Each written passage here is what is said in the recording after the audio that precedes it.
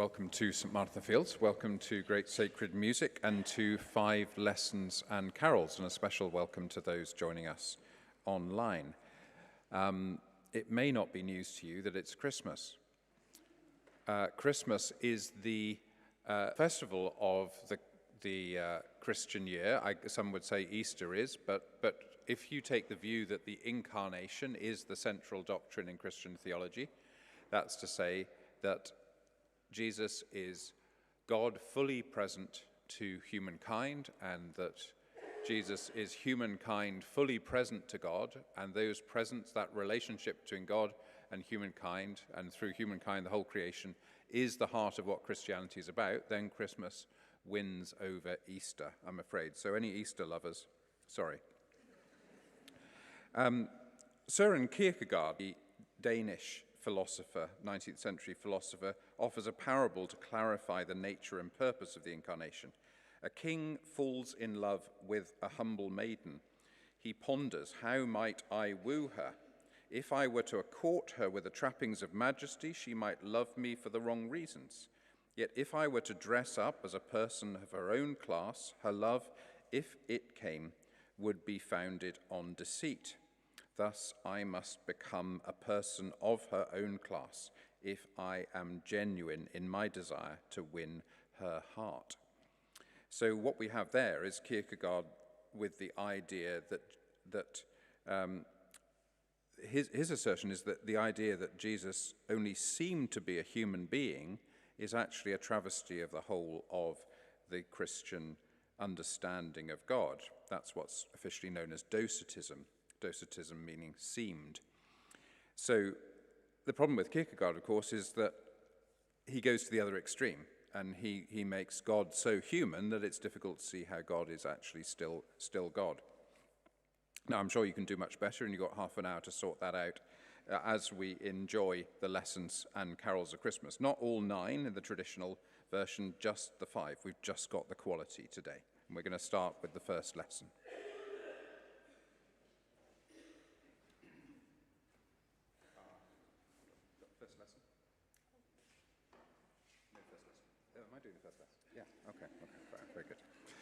I'm doing the first lesson, it turns out.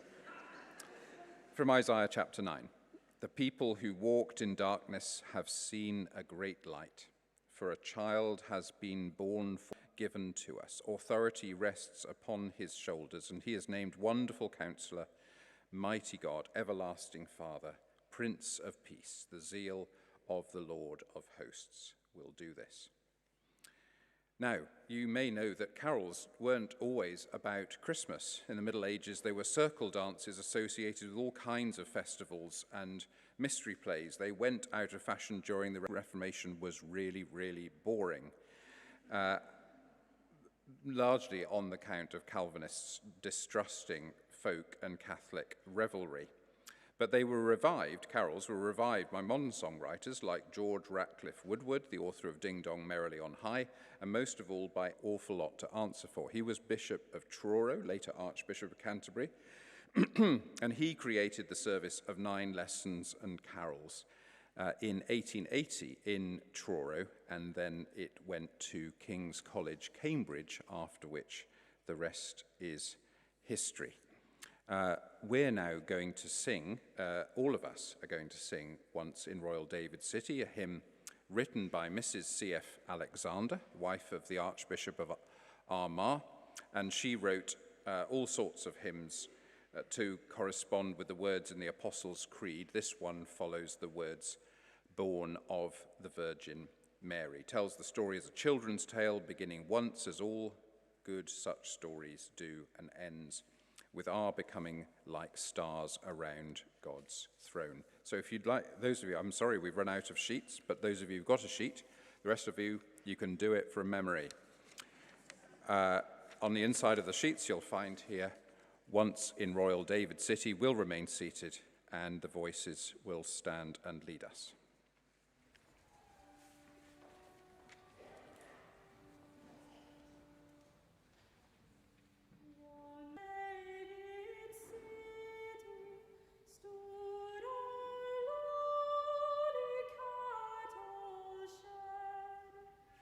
Where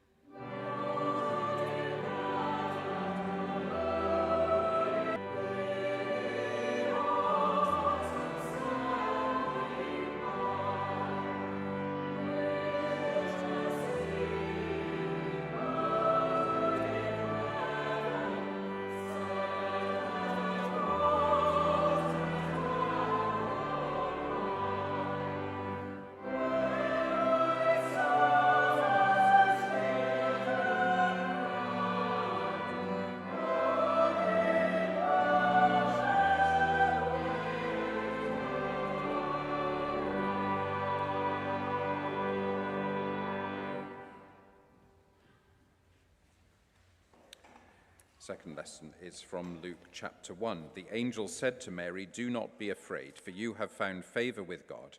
And now you will conceive in your womb and bear a son, and you will name him Jesus." Mary said to the angel, "How can this be, since I am a virgin?" The angel said to her, "The Holy Spirit will come upon you, and the power of the Most High will overshadow you." Then Mary said, "Here am I, the servant of the Lord. Let it be with me according to your word." Now the voices are going to sing for us Angelus et ad Virginem, which is a 13th century Latin carol which shaped a Basque folk carol, which was paraphrased by the late 19th century Anglican priest Sabine Baring Gould, who'd spent a winter as a boy in the Basque country. Paraphrase is "The Angel Gabriel from Heaven Came," which is a carol that you'll probably know. The Latin version was originally an acrostic, where the initial letters of the 27 verses of the song spelt out the alphabet. It's mentioned in Geoffrey Chaucer's The Miller's Tale, written in around 1390, and this setting is by Carol Barnett, who's a Midwestern composer of choral music, musical theatre, and opera.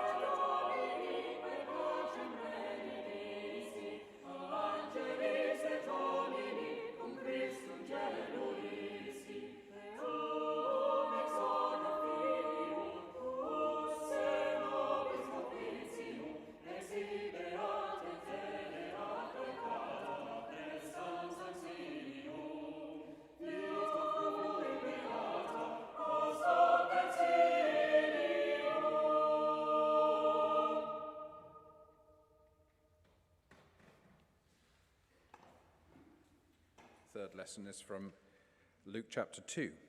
A decree went out that all the world should be registered. All went to their own towns. Joseph went from Nazareth in Galilee to Bethlehem. While they were there, the time came for Mary to deliver her child.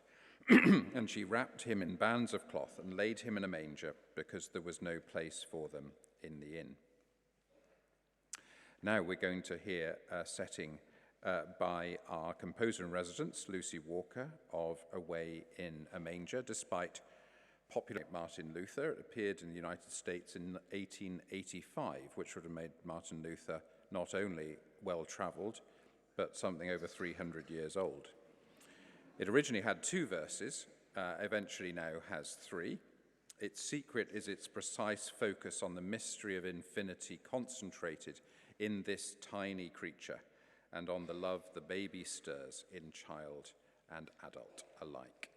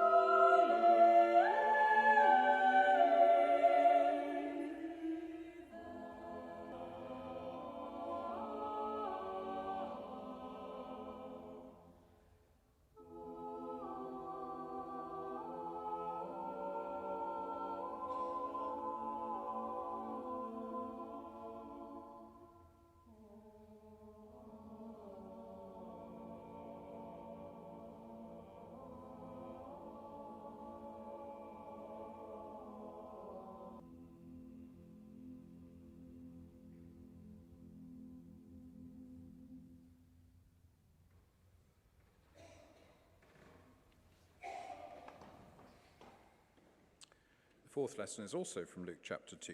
In that region there were shepherds living in the fields, keeping watch over their flock by night.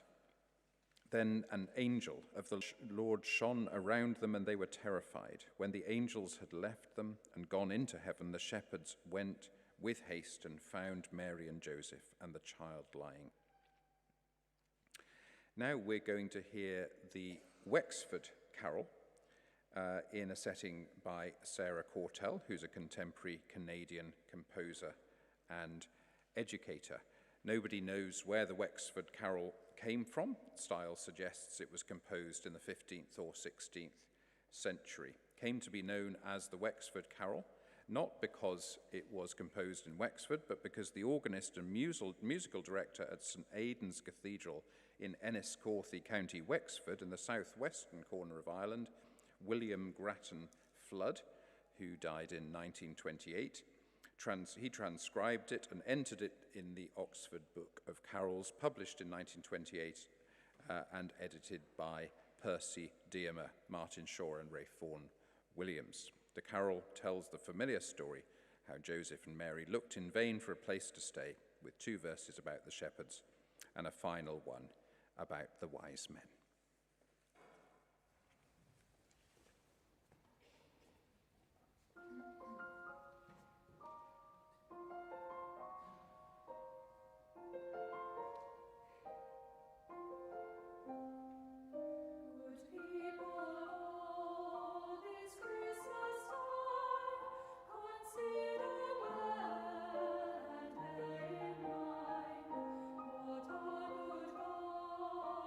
For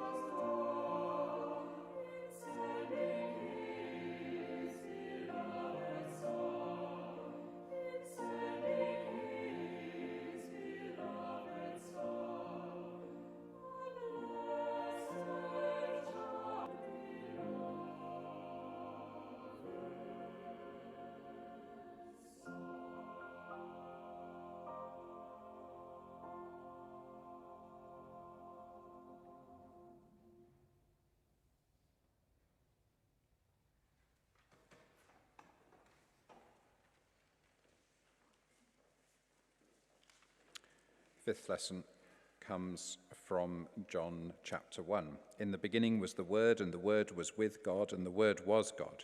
What has come into being in him was life, and the life was the light of all people. The light shines in the dark, and the Word became flesh and lived among us, and we have seen his glory, the glory as of a Father's only Son, full of grace and truth. Now, I think we're all going to sing the next carol, Hark the Herald Angels Sing. A really fascinating carol in its theological shaping. It was originally called Hark How All the Welkin Rings, which sounds like it's come straight off the beach, but actually welkin is an old-fashioned word for heaven or heavens. The hymn was one of a set of 5 in the same meter, the others marking Epiphany, Easter, Ascension, and Pentecost. And the original hymn had 10 4-line stanzas and a much greater emphasis on Jesus' role in reversing the fall. Words were changed by George Whitfield, the verse structure by Martin Madan. A familiar tune was adapted from a chorus in Mendelssohn's Festgesang, a work composed in Leipzig in 1840 to celebrate the anniversary of the printing press. How about that? Mendelssohn thought the tune too slight for a serious hymn. Hasn't stopped us in the meantime.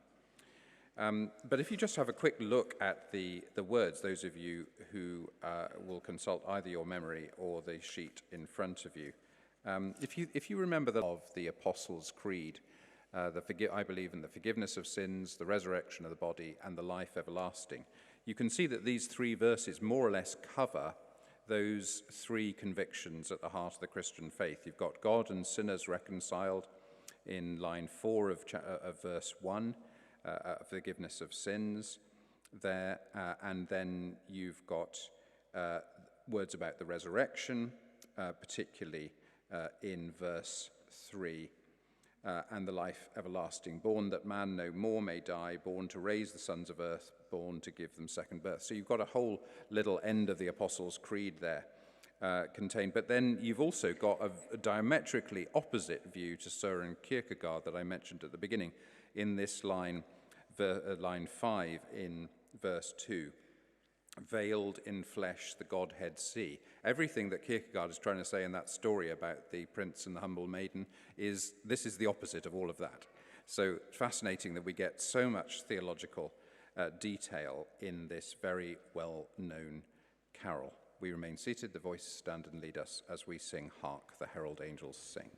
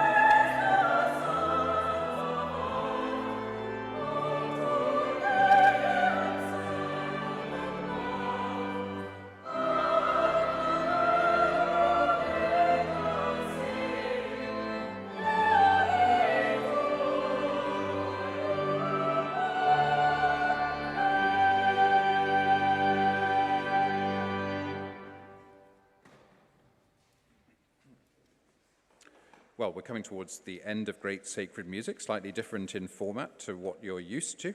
I hope you've enjoyed it. If you have, there's an opportunity to make a donation to our mission and ministry as you depart. You've got two choices. You can swipe a card, or you can dollop large wads of cash in the baskets as you depart. Either are equally welcome. Both is even better.